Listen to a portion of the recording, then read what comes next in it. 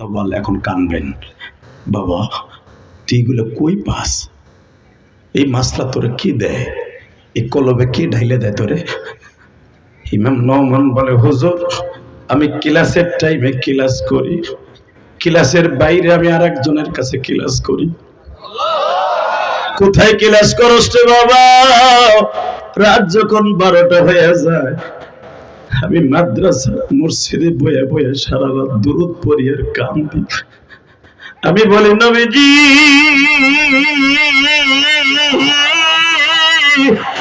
আমি মক্কা শহরে জন্ম নেই নাই, আমি মদিনায় জন্ম নেই নাই, আমি জন্ম নেছি ইরাকে।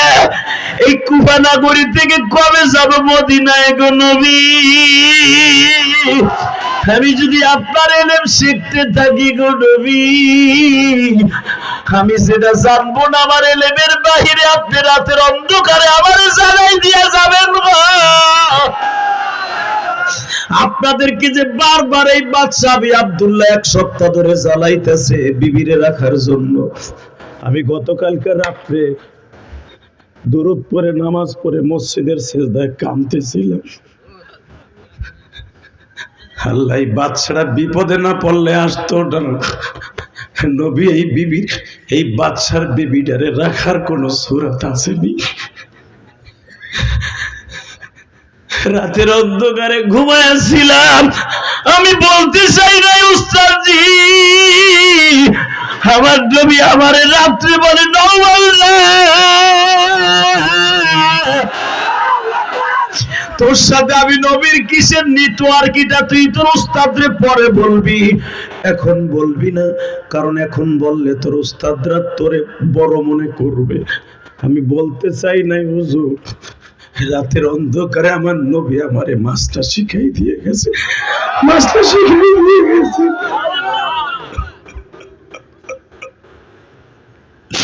আমার ছাত্র বন্ধুরা রে, কোন সময় উস্তাদের চাইতে ছাত্র বড় হয়ে যায় না। প্রিন্সিপাল সহ বড় বড় ওই জামানার সব উস্তাদ গুলাই তো আল্লাহর ওলি বাবা। নওমান রে বুকের মধ্যে নিয়ে কান্দে আর কয়, আল্লাহ নওমান রে তুমি জামানার মুজাদ্দিদ বানায় দাও, ইলমে লাদুনি ওর অন্তরে সিনায় ভরিয়া দাও। আমরা যেটা বাহ্যিক মাসলা জানি, ভিতরের মাসলাও কেমনে নবীর কাছ থেকে হল করে। আমার নবীর সাথে ওর নেটওয়ার্ক এত ভালো। আল্লাহ তুমি আমার নওমানকে জামানার মুজাদ্দিদ বানায় দিও। বাজান এখন সিল্লাবার কানবা যদি আমার নবীরে দেখতে চাও, আমার ছাত্র ভাইরা যদি বড় দার্শনিক হইতে চাও, বড় বৈজ্ঞানিক হইতে চাও, উস্তাদের দোয়া নেওয়ার জন্য রেডি হয়ে যা। ইমাম নওমান দেখলে আমার উস্তাদগুলো এখন বেকুব হয়ে যাবে, অপমান হয়ে যাবে বাদশার কাছে। কথা কম না কেন? ছাত্র পারে আপনি বানার গোড়ার ডিম করেন আমার এই দেশে হুজুররা। ইমাম নওমান পট করে বলে, হে বাচ্চা তুমি ভাইবো না, আমি মাসলা তোমার উত্তর দিছি বিদে আমি তোমার বড়, আমার ওস্তাদের বড়। আমার ওস্তাদরা বলছে ঠিকই, তুমি বুঝতে পারো নাই, বুঝিয়া লও। নওমান যদি এত কিছু জানে, এই নওমান রে যারা পয়দা করতেছে তারা কত কিছু জানে, তারা কত কিছু জানে, তারা কত কিছু জানে। তোমার একটু বোকা বানানোর জন্য 15 দিন ঘুরাইছে। এইটা যখন বলছে উস্তাদরা আবার মাথা গরম হয়ে গেছে, বাবা তুই এই বুদ্ধি কই পাইলি? আমরা তো ভাবছিলাম বাদশা আমাকে নিয়ে জেলখানায় পড়বে, যেই রাগী লোক। হুজুর আমি আপনার ছাত্র, আমি যত বড়ই হই আমি আপনার পায়ের ধুলার সমান না। জোরে জোরে জোরে জোরে জোরে জোরে জোরে জোরে জোরে জোরে জোরে জোরে। এই ছাত্র ভাইরা এখন আমার সাথে ওয়াদা দে, তোরা অধিকাংশ যুবক আমি দেখেছি আমার খেদমত করে জোশ, তোদের দেখে আমার খুব ভালো লেগেছে। এই মাহফিল যারা করছস ওয়াদা দে, যারা স্কুল কলেজে পড়স, মাদ্রাসায় পড়স, জীবন দিয়ে হলো উস্তাদের ভালোবাসবি। শোন, ইলিয়াসুর রহমান জিহাদি এলেম কালাম নাই। ইলিয়াসুর রহমান জিহাদি এত বড় হওয়ার পিছনে একমাত্র আমার উস্তাদের দোয়া, আমার বাবার দোয়া। আল্লাহু আকবার জোরে বলতে হবে। আল্লাহু আকবার, আরো জোরে বলতে হবে। বাজে গল্প নাই। আমার উস্তাদ যে উমরা করে আসছে এই যে সপ্তাহে, আমি যার কাছে আমার জীবনের প্রথম কিরাতখানায় পড়ছি, মারহাবা বলেন, ওই কারি সাহেবের বাড়ি হলো আমার ড্রাইভারের বাড়ি, আর তার বাড়ি এক জায়গায়। এই আমার ড্রাইভার যে গাড়ি চালায় আমার, ওর কাছে জিজ্ঞেস করবেন, হুজুর উমরায় গেছে, উমরায় যাওয়ার আগে আমার জীবনের প্রথম ওস্তাদ উনি, মারহাবা বলেন। কষ্ট হইতেছে? আর মাত্র 5 মিনিট কথা কম। আরে হ্যাঁ, 11:15 বাজে। ওরে আল্লাহ, প্রায় 2 ঘন্টা হয়ে গেছে। এই বেটা আবার পাম মেরে গেছে, কয় 2 ঘন্টা ওয়াজ করে। লিল্লাহে তাকবীর। ওয়াজ আমি করব, শর্ত একটা, যে উঠবার লুঙ্গি টেনে ধরবেন, বিড়ি করে বিড়ি খাওয়া বন্ধ, গাঞ্জা করে গাঞ্জা খাওয়া বন্ধ, অন্তত আরো 1 ঘন্টা।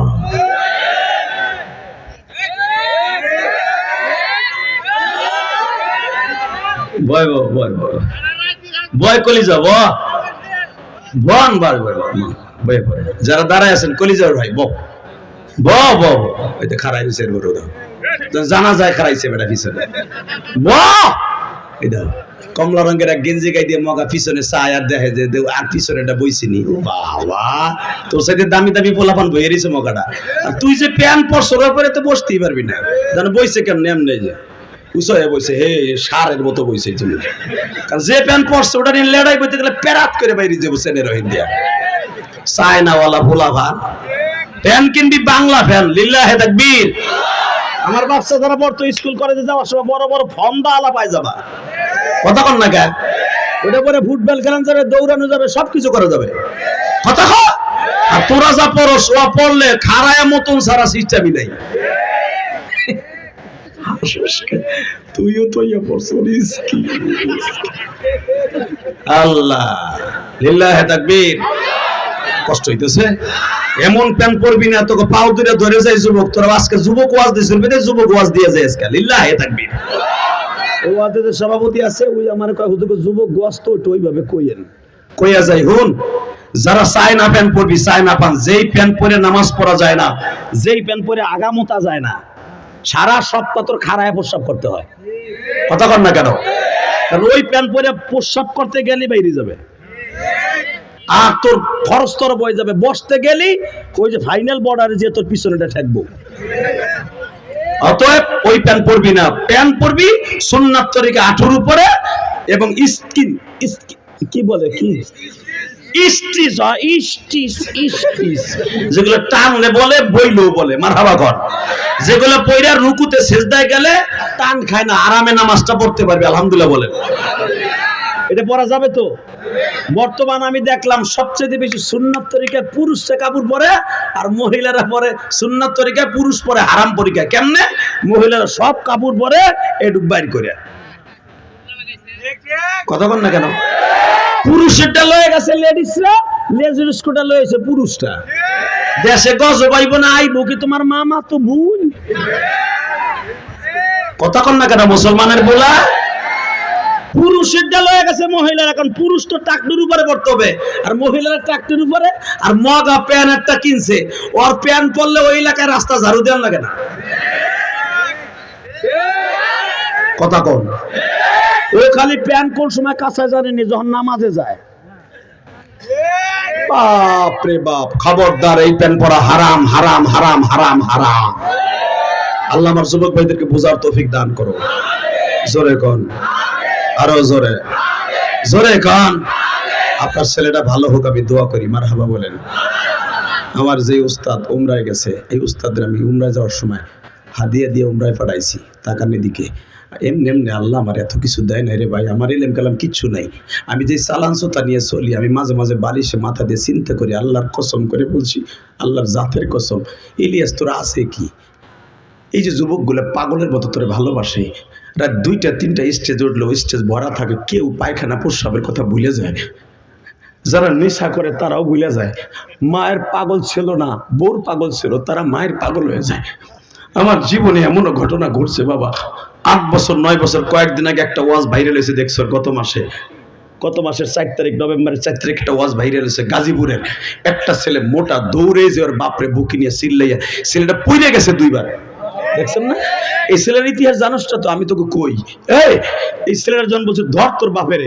এই ছেলেটা ওর বাপের সাথে 8 বছর কথা কয় না, 8 বছর।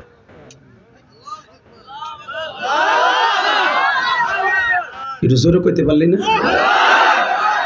ও যখন ইন্টারে পড়ে, ইন্টারে পড়া অবস্থায় ও একটা মেয়ের সাথে প্রেম করে। দেখা যায় ছেলেটার ওইরকম, কিন্তু চাকরি করে টাকশালে। ওই ছেলেটা মোটা গায়ে গোস্ত আছে। ও মেট্রিক, ও আমার যেটা বললো ওর বাপে, মেট্রিক পরীক্ষার আগে ক্লাস 7-এ থাকা অবস্থায় একটা মেয়ের সাথে রিলেশন ছিল। মেট্রিকের পরীক্ষা দেওয়ার আগে ওরা গোপনে বিয়ে করছে, ফ্লাশ করছে ইন্টার ওঠার পরে। আর বাপ বলে আমার জীবন থাকতে তোর বউ মানবো না, যা। ওই ছেলেটা কষ্ট করে চাকরি নিয়ে, ওই যে মনে কষ্ট, ভুল আমি করছি, আমার বাপ মা মেনে নিব না কেন? এই কষ্টে বাপ মার লাগে কথা কয় নাই। বিশ্বাস করেন, আমারে পরে জানাইছে এই ছেলেটা সেই এত বছর পর্যন্ত ক্লাসও করছে, লেখাপড়াও করছে, বউও চালাইছে, আবার চাকরিও করছে। ওই এখন সরকারি হওয়ার পরে ওই ছেলে তো বাপের কাছে আর যায় না। 8 বছর পরে এই ফেলে রাগ রুগ করে হয়ে গেছে গা। যখন আমি ওয়াজে গেছি, ওই ছেলে পয়সা ওই পিছনে কাজ করে আইছে, কাজ করে চাকরি করে আইছে, আইয়া পিছনে বইছে, আর বাপ বইছে এখানে, আপনারা দেখছেন ইউটিউবে, ওইখানে বইছে, ওই বাম পাশে আমার। আমি যখন বলছি ধর তোর বাপের যদি জান্নাত পেতে চাস, ওই যুবকটা দেখছো কিভাবে দৌড়িয়েছে, 3 বার পরে যাইতে গেছে উষ্টা খাইয়া, তারপর বাপের জাম বিং করে যেটা দৌড়ছে, ধরে বাপের বুকি নিয়ে যখন চিৎকার দিয়ে কয় আব্বা তুমি আমার মাফ করে দাও। 8 বছরের সোনার মালিক যখন বাবার বুকে ফিরে আসে, ওই বাবা কি পরিমাণ দোয়া পাইতে পারে বুঝালা যুবক। ওই বাবা অনেক টাকার মালিক, আর্মি ক্যাম্পে অনেক তরকারি দেয়। একবারে রাজেন্দ্রপুর আর্মি ক্যাম্পের ক্যান্টনমেন্টের সাথেই ওয়াজটা ছিল, একবারে ওয়ালের সাথে লাগানো। ওই দৃশ্য দেখা হাজার হাজার মানুষ কেঁদেছিল, তোমরা দেখেছো। তোমাকে 2টা পাও ধরে বলে দিয়ে যাই, আমি ইলিয়াসুর রহমান জেহাদির এই যে কথায় তোমরা কান্দো, বাপের কাছে মাপ চাও, এটা আমার কোনো কৃতিত্ব না, একমাত্র আমার ওস্তাদের দোয়া, আমার বাবা মায়ের দোয়া। আমি কেন বলছি, এবার আমার দিকে তাকান। ইমাম নওমান ইবনে সাওয়াদ যখন টুপিটা বাজান জুতা দিয়ে টুপি বানাইছে, ভুলে গেছেন? ভুলেন না, ওয়াজ ওইখানেই। টুপি বাজান জুতা দিয়া যখন টুপি 2টা টুপি বানাইছে,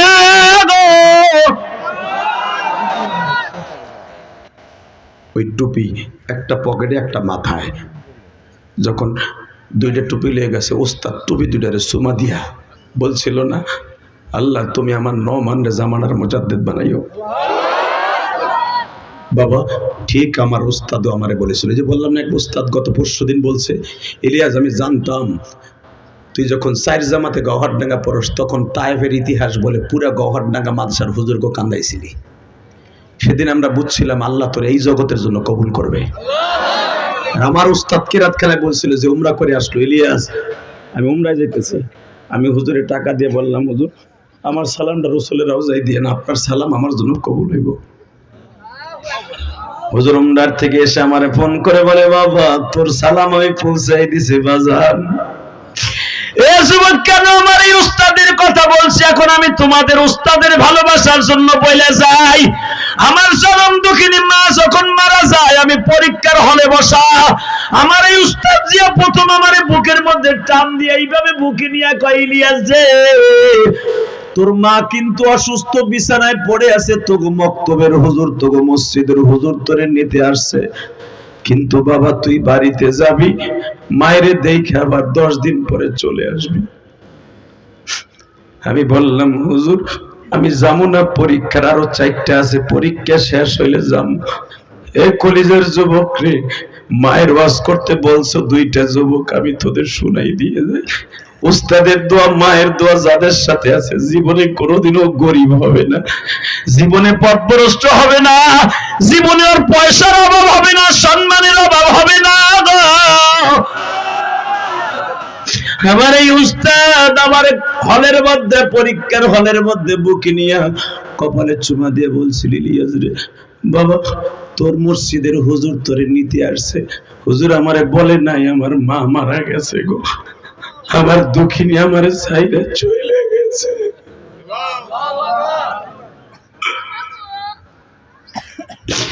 কারণ তার 3 মাস আগে বাজার আমি মাদ্রাসায় গেছি, তার পিছনে কারণ আমি 2 মাস ধরে বাসায় চলে গেছি, মাদ্রাসায় পড়বো না। কারণ মাদ্রাসায় পড়লে বাবা আঁটু পানি ভাঙ্গিয়া তারপরে মুষ্টির চাউল উঠাইতে হয়। বাজান রে, শীতের কালে মাদ্রাসার বেড়াগুলা ভাঙ্গা, ওখান দিয়ে বাতাস আসে, রাত্রে ঘুম হয় না, অনেক শীত লাগে। আমি আমার মায়েরে কইলাম, 12 বছরের পোলা, আমি বললাম মা আমি মাদ্রাসায় পড়বো না। আমার মা বলল, বাবা আমার বড় আশা আমি তোমারে আলেম বানাবো। একজন আলেমের মা বাবাকে আল্লাহ কিয়ামতের মাঠে নূরের টুপি পরাইবো। বাপ তুই আমার স্বপ্নটা নষ্ট করিস না গো বাপ, তুই আমার স্বপ্নটা নষ্ট করিস না বাপ, তুই আমার স্বপ্নটা নষ্ট করিস না বাপ।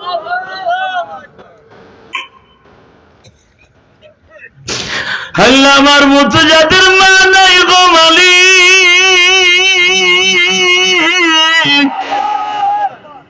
কত দাড়ি পাকা বাজান এখানে আছে, স্কুলের টিচার, মাদ্রাসার প্রিন্সিপাল, কত স্কুলের প্রফেসর এখানে আছে, মাদ্রাসা মসজিদের খাদেম আছে। আল্লাহ আমার মতো যাদের মা নাই তাদের চোখের পানির খাতিরে কিন্তু এখন মাফ করে দিবা। বাজান রে, আমার এই উস্তাদ কেন আমি যাই নাই জানেন? জানি মা যখন বললেন বাবা জীবনে মাদ্রাসাটা ছাড়িস না, আমি 2 মাস ধরে বাইতে যাই, বাইতে যে বই রয়েছে মাদ্রাসায় পড়বো না। দূর মা, মাদ্রাসায় বললে কালেকশন করা লাগে, বাস কালেকশন, ধান কালেকশন, ছাতা আমার এই সহ্য হয় না, পানির মধ্যে নামিয়ে নেমে শিবের মধ্যে কাজ করতে হয়, আমি পারুম না, আমি পারুম না মা, তোমার কাছে মাপ চাই। আমি খুব মায়ের পাগল ছিলাম। এই যুবক, তোদের হেদায়েতের জন্য মার ওয়াজটা করে দিয়া যায় রে, আমার জীবনটাই ওয়াজ। আমার মায়ে কয় তুই যাবি না, তোর আব্বা বললে মারবো। 1 দিন 2 দিন 3 দিন 1 সপ্তাহ 2 সপ্তাহ 1 মাস হয়ে গেল আমি যাই না। 1 মাস হয়ে যাওয়ার পরে যাই না, 1.5 মাসের মাথায় আমার আব্বা আমার মায়ের একদিন অনেক মারছে। মেরে বলছে, তুই তোর পোলারে খাওন দেশকে, তোর পোলা মাদ্রাসার থেকে এনে বই রয়েছে, তুই ওরা খাওন দেশকে, খাওন দিলে তো বাইতে থাকবো লোভে লোভে। আমার মায়েরে মারছে, মা খালি কইছে দেখ তোর জন্য আমার মারছে, তুই যাবি না কালকে? আমি কইলাম দেখি, চিন্তা ভাবনা করি নাই। এরকম করতে করতে আরো 15 দিন হয়ে গেল, 2 মাস আমি যাই না। হঠাৎ করে আমার আব্বা আমার মায়েরে আবার মারছে। আমার মা খুব অসুস্থ হয়ে গেছে। রাতের অন্ধকারে, রাত 11টার সময় আমার মা আমার বুকের মধ্যে নিয়ে বলে, ইলিয়াস দেখ, 15 দিন আগে তোর আব্বা মারছে, আজকে কি মায়ের গুলে মারছে দেখ। মাইরে আমার হাতটারে ফুলাই ফেলাইছে। এই মাইর দেখে কি তোর মায়া লাগে না? তুই তারপরে মাদ্রাসায় যাবি না? আমি বললাম মার মার দেখে সহ্য করতে পারিনি। আমি বলছি মা যাও, আগামীকালকে আমি ঠিকই মাদ্রাসায় যাবো, কিন্তু আমি যে মাদ্রাসায় যাবো তুমি মনে রাখো আমি কিন্তু আর আমু না, 1 বছরের ভিতরে আমু না। আমার জন্য তোমার আব্বাই মারছে। আব্বারে মাঝে মাঝে যখন এই কথাটা বলি, আব্বা খুব কষ্ট পায়, খুব কষ্ট পায়। কারণ আমার আব্বা তো এখনো বেঁচে আছে, আলহামদুলিল্লাহ বলতে পারলেন। গত 3 দিন আগে আমার গ্রামের মসজিদে, যেখানে আমার মায়ের কবর, 85,000 টাকা মসজিদের গিরিলের বিল দিয়া ওয়াজ করতে গেছি। খালি কোন বক্তারা ওয়াজ করে, টাকা দিয়ে কি করে, যে দেখেন কি করি। আমার গ্রামের মসজিদ আমার এই পর্যন্ত 16 লাখ দেওয়া হয়ে গেছে, সারা দুনিয়ার হুজুররা জানে। এই যে আমি কেরানীগঞ্জে যে মসজিদ করছি 4 কোটি 22 লাখ গেছে এই পর্যন্ত। 3 তলার কাজ চলতেছে। তাহলে আমার মা আমার মতো পোলা জন্ম দিয়ে ভুল করে নাই তো? কথা কন না কেন? আমার বাবা আমার মতো পোলা জন্ম দিয়ে ভুল করে নাই মিয়া। সানার হোসেন সাহেবের মতো পোলা জন্ম দিয়ে ভুল করে নাই। তার মাদ্রাসা অনেক ছেলে টিম আছে, পড়তাছে, তার কষ্টের টাকা খাইতেছে, তার বাবা মা কবরে চলে গেলে মাপ পেয়ে যাবে। আর তুমি যেটার জন্ম দিছো, তোমার পোলা তোমার টাকা ব্যাংকে রেখে মরছো, তোমার পোলা ব্যাংকের টাকা উড়াইয়া গাঞ্জা খায়। তুমি আমার বড় বড় সমাজের বড় নেতা দাবি করবে না, তোর নেতার উপরে জুতার বাড়ি।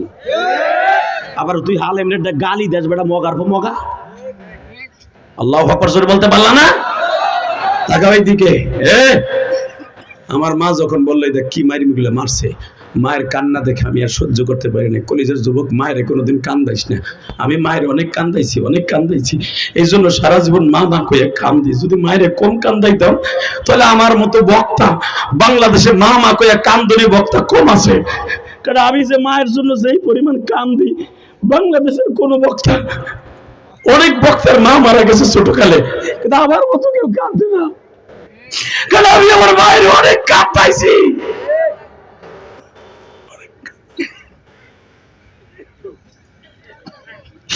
আমার বাবার ওই মাইট দেখা আমি বলতে বাধ্য হয়েছি, মা আগামীকালকে মাদ্রাসায় যাবো আর আমুন 1 বছরের ভিতরে।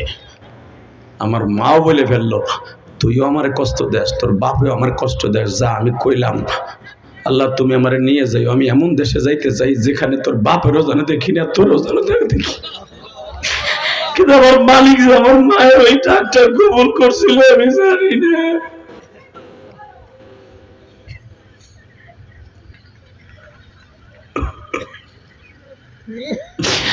বাবা ঠিকই সকালবেলা আমার মা পলিথিনের মধ্যে কাপড় চোপড় গুছায় দিল। আমি সকালবেলা মাদ্রাসায় রওনা দিলাম গো বাবা। 3 মাস হয়ে গেল আমি বাড়িতে আসি না। বাজান আমি যাওয়ার সময় দেখছিলাম আমার ছোট্ট ভাইটা আমার মায়ের গর্ভে। আমার মা তো বাবা শহীদ, কেন শহীদ জানেন? আমার ছোট ভাইটারে জন্ম দিতে যে আমার মা মারা গেছে। হে বাজান আমার মা জান্নাতি, আমি বড় আল্লাহর শুকরিয়া আদায় করে বলি, আমার মা আমার সামনে পর্দা করে বলে, ইলিয়াস রে যাও গো বাবা যাও, হয়তো তোর সাথে আর কোনোদিন দেখা হইব না। যদি তোর সাথে দেখা না হয় আমার কবরের পাশে দাঁড়ায় দাঁড়ায় কাঁদবি আর বলবি আমার জন্য আমার মা অনেক মায়ের খাইছে।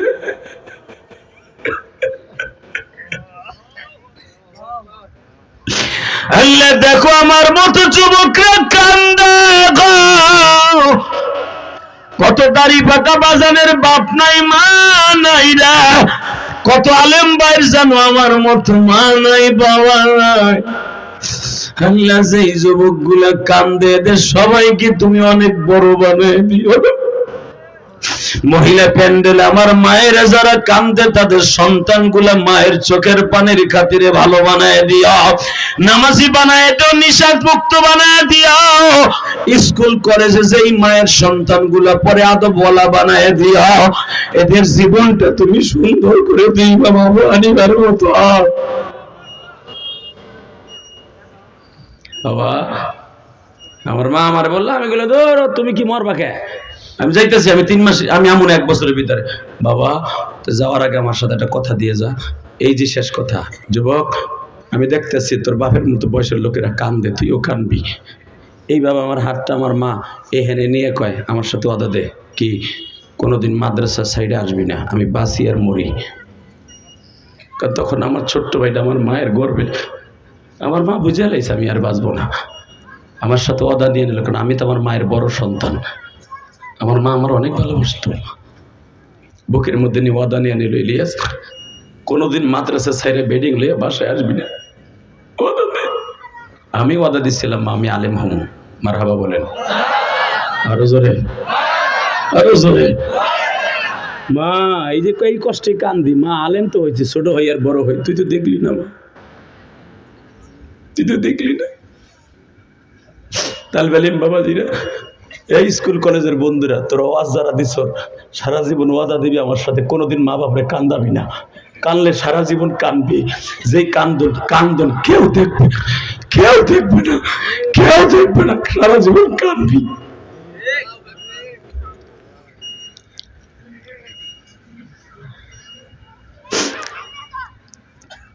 ঠিক 3 মাস পর্যন্ত আসলাম না। আমার ছোট্ট ভাইটা দুনিয়া আসতে যায় রাত 12:30টার সময় আমার মা দুনিয়ার থেকে চলে গেলেন। সেই রাত 12টার সময় আমার মসজিদের হুজুর আমার আনতে মাদ্রাসায় গেলেন। 60 কিলোমিটার দূরে আমার মাদ্রাসা, যাইতে যাইতে দুপুর হয়ে গেল। পরীক্ষার হলে দেখা হইল, আসলাম। হাইয়া রাত 10টা বাজে, তার আগের দিনে 11:30টায় মরছে, রাত 10টায় দেখি আমার মায়ের কবরে রেখে দিছে। কারে ডাকবো মামা বলে, কারে ডাকবো মামা বলে, মা দুঃখিনী যাদের বাইসা নাই। আল্লাহ তুমি ভালো রাইখো জনম দুঃখী মা। আল্লাহ এই মাহফিল আমি কি দিয়ে বুঝাবো যে আমার বুকের মধ্যে আমার মায়ের জন্য কত কষ্ট। আমার নবী সারাটা জীবন মা মা বলে কাঁদছে।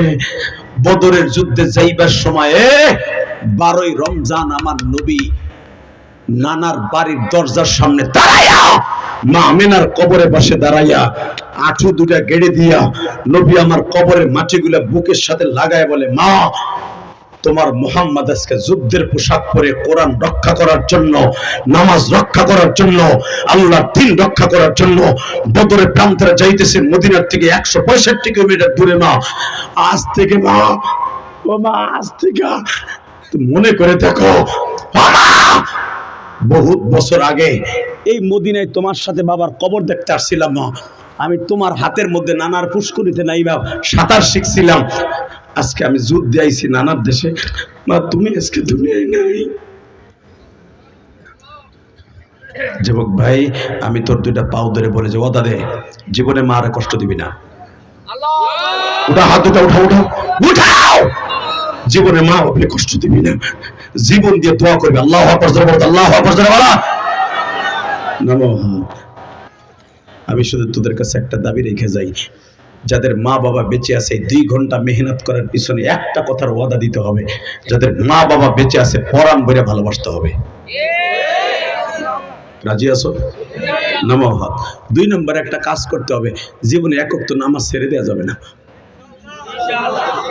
যারা নামাজ পড়বে তাদের সাথে সম্পর্ক রাখবে, আলেম ওলামার সাথে সম্পর্ক রাখবে। লিল্লাহে তাকবীর। শুধু আমার সাথে বলতে হবে, এই মাহফিলটা যারা করছে ওদের জন্য দোয়া করার দরকার আছে না নাই? আছে। যে প্রবাসীরা জানটা ফেদা করে মাহফিলটা করলো, প্রবাসীদের ঋণ এই গ্রামের মানুষ শোধ করতে পারবেন না। কত প্রবাসী, এই যে আমি গত মাসের আগের মাসে Thailand, Malaysia, Singapore, Indonesia, Dubai, এরপরে সৌদি আরব উমরা করে, এই যে মাথায় যে চুল দেখতেছেন এটা সৌদির থেকে রাইখে বাংলাদেশে আইছি। এটা আমার মাথায় উমরার চুল। এই যুবক তোর পাও ধরছি। পৃথিবীর যেই দেশে গেছি আমার বাংলাদেশের মতো মা ভক্ত বাবা ভক্ত পৃথিবীর কোন দেশে নাই। কথা বলেন না কেন? এই চোখ দিয়ে দেখছি বেটা, থাইল্যান্ডে ব্যাংককে গেছি, নিজের বাপ তার মাইয়ারে হোটেলে নামাই দিয়ে যায়। সকালবেলা মাইয়া কয় টাকা কামাইছে বাপ হিসাব নেয়, স্বামী তার স্ত্রীকে হোটেলে নামাই দিয়ে যায় প্রোস কোয়ার্টারে।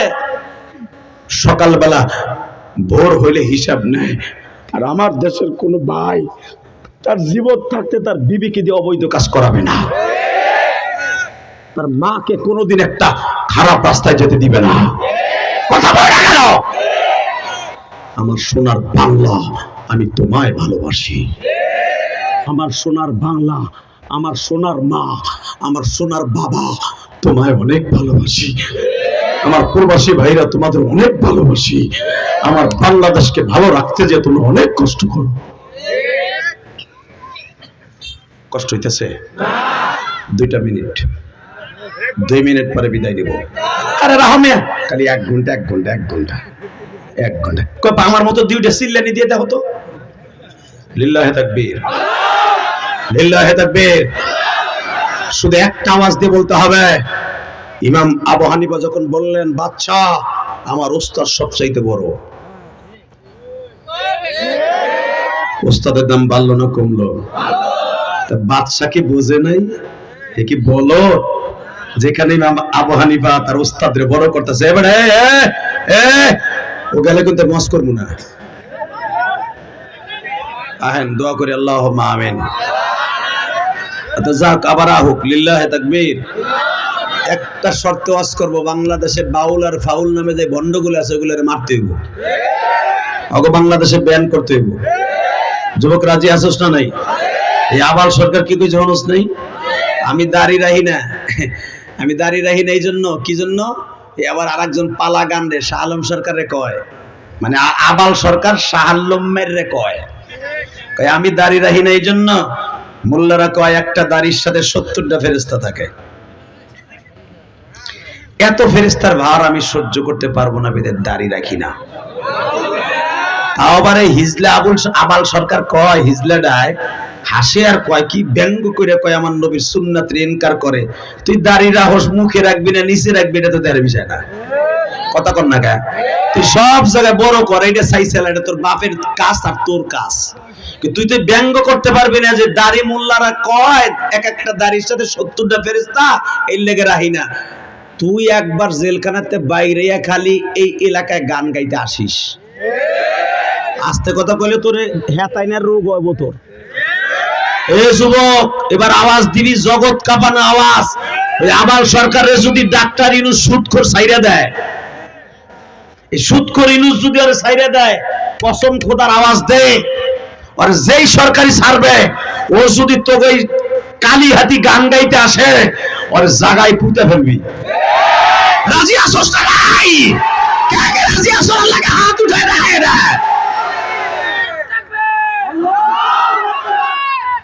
শেষ তো কইতে পারলি না আবাল সরকারের 2 গালে, ওটা বলছিস কে? এবারে খারাপ একজন খারাপ।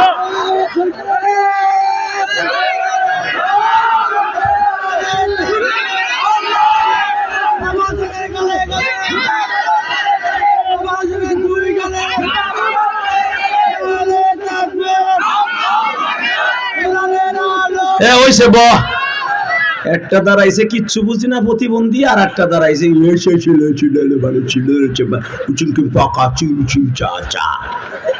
এইভাবে ক নারায়ে তাকবীর। হে চাচা, মরার আগে যদি নবীর দেখতে চাও, যে আমার নবীর সুন্নাতকে অজিবকে অস্বীকার করছে, ওর বিরুদ্ধে এখন একটা ডাক দাও। রেডি? নারায়ে তাকবীর, দিন ইসলাম, দিন ইসলাম। বাউলদের 2 গালে, বাউল ফাউলদের 2 গালে, এক এক অ্যাকশন। ওই দেন বুড়ে একটা মুখ খোলে না, যাই দেখবা চাষি নাই, ওটা গেছে গা।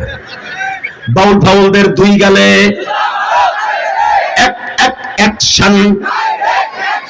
কালী হাতির অ্যাকশন, বাঙালির অ্যাকশন, আলিমুল আমার অ্যাকশন। বিশ্ব নবীর শত্রুরা লিল্লাহে তাকবীর। তাকবীরটা ভালো না খারাপ? এত বছর ওয়াজ শুনে একটা তাকবীরই মুখস্থ করতে পারোস না, কি সূরা কালাম মুখস্থ করতে বুঝে লিস না? কথা কন না কেন? বাংলাদেশে কোনো ভণ্ড বাউল ফাউল বাংলাদেশে আপনাদের ঈমানকে চুরি করতে দেয়া যাবে না। কথা বলেন না কেন? এরপরে ধরবো লতিফ পারে, আব্দুল লতিফ সরকারে ধরবো, শাহ আলমরে ধরবো, কল্লা টাইনে ছেড়বো। বহুত কথা কইছর মানুষকে ভুল ভাল বুঝাইয়া, কোরআন জানোস না, হাদিস জানোস না, আবার কয় কুল আউযু বিন না আছে, মালিকের না আছে, এই জন্যই তো আমরা নাচি। নাচ নাচ শুধু পিছনের রাস্তা দিয়ে বাস ঢুকাইয়া বাঘ পারের বাঘ পার। ও নাচ মানি বলে আল্লাহ নাচতে কইছে। নাচ মানে যে আল্লাহ মানুষ বলছে কোরআন শরীফে, ও তো জানেই না বদমাইশ। কথা ঠিক না ভাই? কুল আউযু বিরাব্বিন নাস, ও নবী ওই মানুষদেরকে কোন, আর শয়তানকে আল্লাহ নাচতে কইছে। বাপ পার হারামি, তুই জানোস না কোরআন শরীফে ব্যঙ্গ করবি না, ঠিক না ভাই? ঠিক। আবার সরকার যদি জাহান্নামে যাওয়ার কোন ফতোয়া থাকে, উলামায়ে কেরামের কাফের ফতোয়া দিয়ে একটাই যথেষ্ট, যে নাচ মানে বলে নাচতে হয়েছে। আল্লাহ আমাদের হেফাজত করুক, জোরে কোন আমিন। ঈমান চোরদের থেকে আল্লাহ আমাদের হেফাজত করুক, আমার বাপ চাচাদেরকে আল্লাহ মাফ করে দিক, জোরে কোন আরো জোরে। 5 ওয়াক্ত নামাজ কে কে পড়বেন? উঠান, হাত উঠান।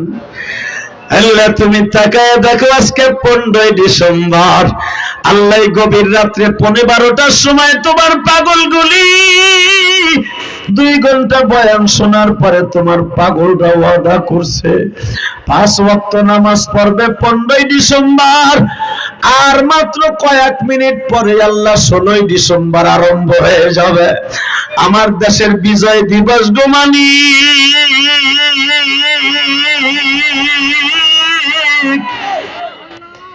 এই রাত 12:15টার সময় 15 ডিসেম্বর আর মাত্র 15 মিনিট পরে শেষ হয়ে যাবে 2025 সালের বিজয় দিবস। 16 বিজয় দিবস আর আমার জীবনে আসতেও পারে না, আসতে পারে, কিন্তু 2025 সালের আর জীবনে আসবে না। একটা বছর আর মাত্র 15 দিন পরে আবার জীবন থেকে বিদায় হয়ে যাবে। আল্লাহ একটা বছর কি করছি না করছি জানি না মালিক। 2025 সাল যদি আমার জীবনের থেকে হিসাব নাও, কি জবাব দিব আল্লাহ? আল্লাহ কি জবাব দিব? আমার কলিজার টুকরা যুবকরা যারা ওয়াজ দিছে আজকে 15 ডিসেম্বর, আল্লাহ এদের জীবনটা তুমি সুন্দর করে দিও আল্লাহ।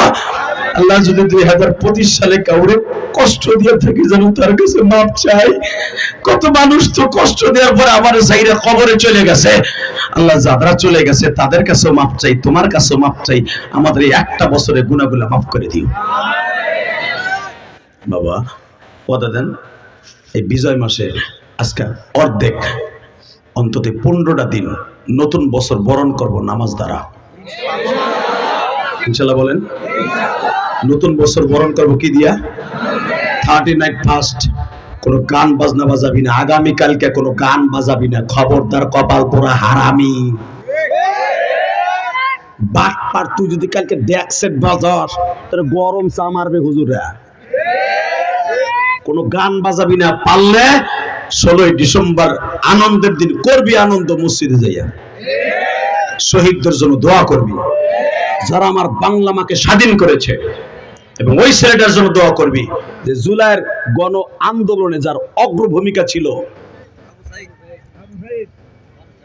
আরে না, এই যে উসমান হাদি যে ছেলেটারে নতুন করে গুলি করলো, সেটা ইসলামের জন্য অনেক কাজ করছে। সব আলেম ওলামা একই কথা বলে, কথা বলেন না কেন? ছেলেটা ইসলামী মাইন্ডেড ছিল, দোয়া করেন। মুসলমান হিসেবে দোয়া করেন। এই বিজয়ের মাসে আমি ওর জন্য বেশি দোয়া করবো। এই জন্য ওর ছোট্ট একটা বাচ্চা আছে, আর বাচ্চাটা এতিম হয়ে যাবে। আমি চাই না কোনো সন্তান এতিম হোক, কোনো মায়ের কোল খালি হোক, কোনো সন্তানের কোল খালি হোক।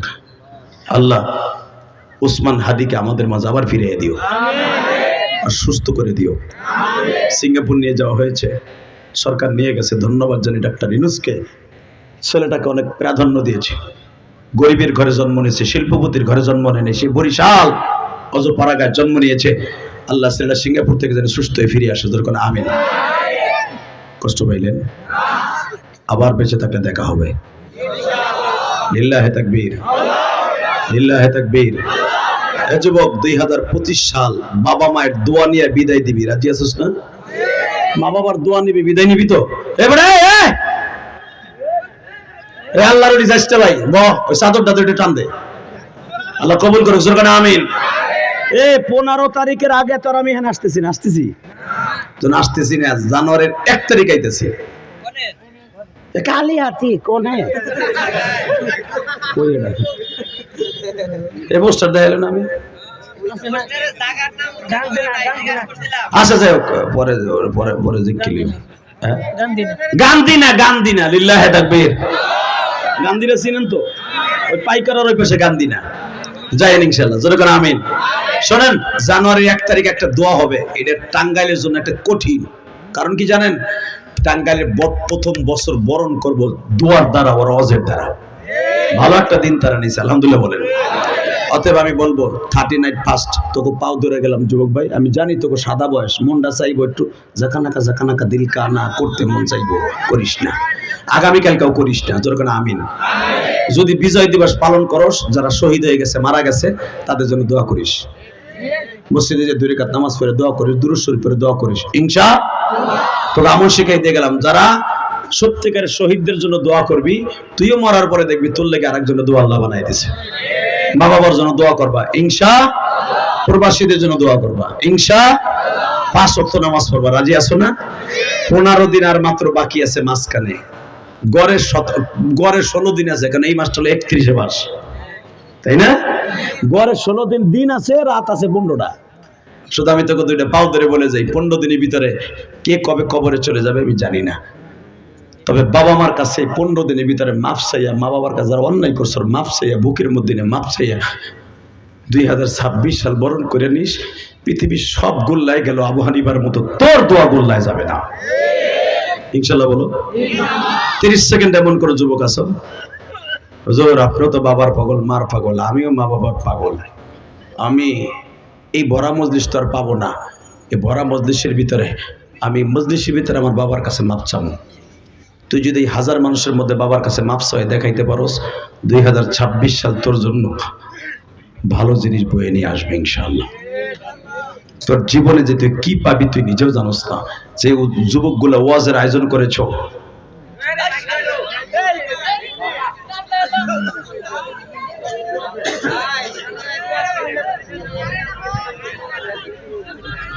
এই যে কারেন্টটা খালি দেশে দেখো লেডিস গুলা কেমনে দৌড় দিছে, কারণ অন্ধকারে তো ওইগুলাই দৌড় দিব। আল্লাহ মাফ করুক, জোর করে আমিন।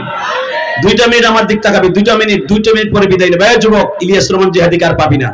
30টা সেকেন্ডে 2026 সাল তোর জীবনের সবচেয়ে আনন্দময় 26 সাল বরণ করার জন্য কোন যুবক আছো? তোমার বাপ এই মাঠের মধ্যে আছে, দাঁড়াও তো। কার বাবাই মাঠের মধ্যে আছে? দাঁড়াও। যৌধুর আমার আব্বাই মাঠে আছে, দাঁড়াও। কার কার বাবাই মাঠে আছে? দাঁড়া ভাই, দাঁড়া, তোর পাও তুলে ধরছি, দাঁড়া। যুব সমিত যারা, যুবক দাঁড়া। কার কার বাবাই মাঠের মধ্যে বসে আছে? দাঁড়াও। কার কার বাবাই মাঠের মধ্যে আছে তাদেরকে দাঁড়াইতে বলছি। বাপ বেটা একসাথে দাঁড়াও, বাপ বেটা একসাথে দাঁড়াও। বাপ বেটা একসাথে দাঁড়া, বেটা দাঁড়া। যুবক, দাড়ি পাকা বাবা, বাপ বেটা একসাথে দাঁড়াও, বাপ বেটা একসাথে দাঁড়াও, বাপ বেটা একসাথে দাঁড়াও, বাপ বেটা একসাথে দাঁড়াও, বাপ বেটা একসাথে দাঁড়া। আমি বলার পরে এই দেখে এটা কি বাপ বেটা? সুবহানাল্লাহ। ধরেন বাপেরে, ধরেন, ধর ধর পাগল ভাই, ধর। যুবক ধর, বাপরে ধর, ধর।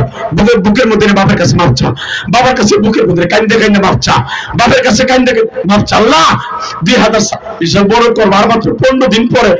তুমি কিন্তু আমাদের জীবনটা সুন্দর করে দিও। চোখের পানিতে ছেড়ে দিয়া কান্নার আওয়াজগুলো আমার কানে পৌঁছে দাও। হুজুর আমি আমার বাবার কাছে মাপ চাইবি, আল্লাহ যদি আমার জীবনের গুলো মাফ করে দেয়, 2025 সালকে আল্লাহ মাফ করে দেয়। আল্লাহ যাদের বাপ নাই তারা কার কাছে মাপ চাইবো? আল্লাহ যারা বাবার নাই কিন্তু এখানে বইয়ে মাপ চাইছে তাদের জীবনের গুলো মাফ করে দিও। তার বাবার কবরটা জান্নাতের টুকরা বানায় দিও। আল্লাহ মাহফিলটাকে কিয়ামত পর্যন্ত কায়েম ও দায়েম রেখে দিও। প্রতি বছর মাহফিলটা হোক ইনশাআল্লাহ। শোনেন, এই মাহফিলটা হওয়ার জন্য আপনাদের কাছে কোনো কালেকশন নাই, শুধু আপনারা একটু শরীক থাকতে পারেন, রুমালটা যাবে। আর একটা কথা বলি, আমি সবার জন্য দোয়া করবো। আমার এক মা এখানে আসার আগে আমার জন্য, আমার মা যেই পিঠা খাওয়াইতো আমার জন্য পিঠা বানাইয়া বাটির মধ্যে আমার ড্রাইভারের কাছে দিয়ে দিছে, এবং সাথে আমার মসজিদের টাকাও দিছে। আলহামদুলিল্লাহ বলেন। আর একটা যুবক বিদেশ যাবে তোমাদের এলাকার, বাবা আমার মসজিদের 3 তলার কাজ চলতেছে, দোয়া চাই, টাকা পয়সা দেন বানা দেন, দোয়া চাই। আমার মসজিদ কমপ্লিট করতে আরো 6 কোটি টাকা লাগবে, 6 কোটি। গতকালকে যারা ছিল অনেক টাকা আমার মসজিদে দিছে, মহিলারা কালেকশন করে দিছে। সবার জন্য দোয়া থাকবে। রুমালটা যাবে এই মাহফিলের জন্য।